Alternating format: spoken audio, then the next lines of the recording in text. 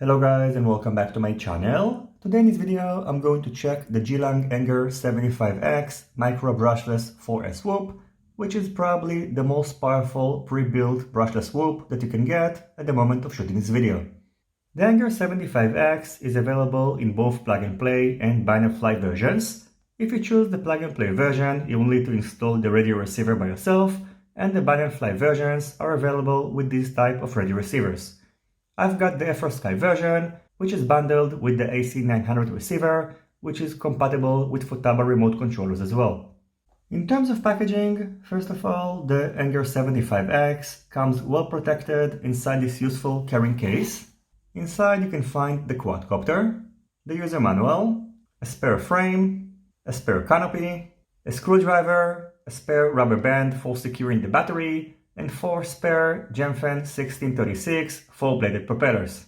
In addition, you're also getting a USB to a very long micro USB connector and 3 260 mAh 4S Lipo batteries. When you're getting the drone, you're going to see these 3D printed parts, which are only used for securing the drone in its package, so you can safely discard them. The weight of the Geelang Anger 75X without the battery is 46.9 grams, and after adding the included 4S 260 mAh Lipo battery, its total weight is 77.9 grams. Just like its name implies, the wheelbase of the frame is 75 mm. The distance between the front two motors is 58.3 mm. The distance between the back two motors is about 49 mm, and the distance between the front motors and the back ones is 50.4 mm. On their own, the weight of the frame is 6.8 grams and the weight of the canopy is 1.9 grams. Both are very robust and durable and not going to break easily. In terms of components, the Anger 75X is using 1202 6900 kV motors, Gemfen 4-bladed 1636 propellers, which will provide you with plenty of thrust and are also very durable.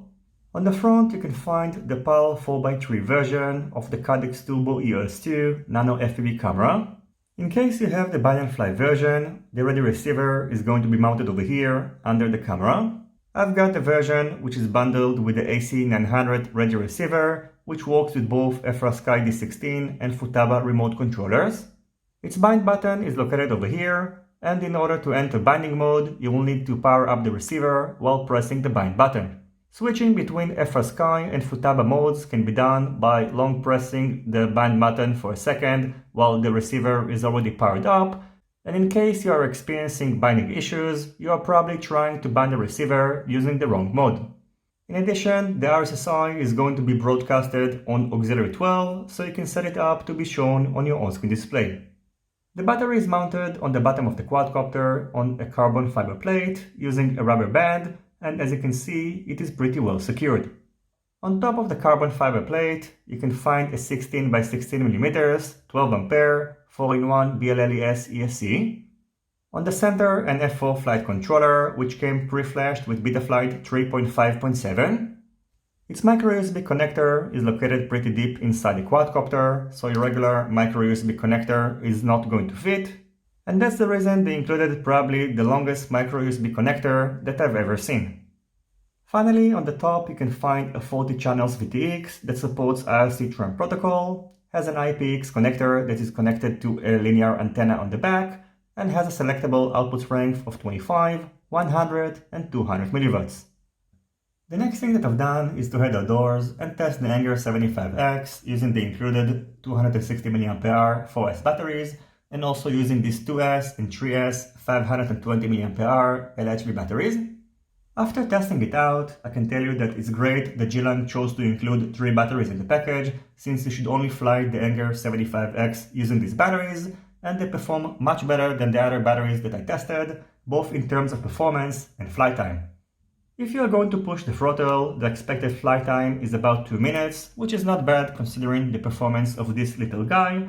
And the main disadvantage that I found is that this quadcopter is definitely not tuned, and it could have been much better if Geelang would have shipped it with a better tuning, since I experienced some wobblings after sharp turns. Another issue that I found is that this combination of camera and VTX is not fully compatible with the rapid fire module, and in case you own the emergency rapid fire, I recommend to set it to legacy mode in order to avoid the compatibility issues. So overall, if you're looking for a very fast whoop-style micro brushless quadcopter, I think that the Geelang Anger 75X will be a pretty good choice. However, you should keep in mind that you will have to tune it yourself, and I will have to force myself to learn how to tune a quadcopter, and eventually in my videos I'm going to be able to share my beats after we learn how to do it.